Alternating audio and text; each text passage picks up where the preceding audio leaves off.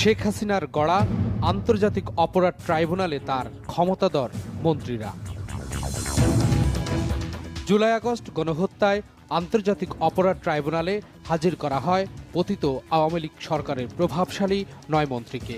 প্রথমে prison van থেকে নামানো হয় সাবেক মন্ত্রী গোলাম দস্তগীর গাজীকে, এরপর সাবেক শিক্ষামন্ত্রী দীপু মনিকে।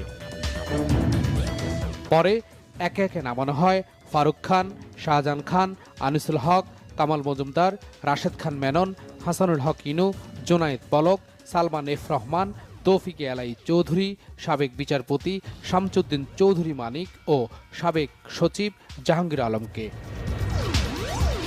শুনানির শুরুতেই ট্রাইব্যুনালের প্রশ্ন, শেখ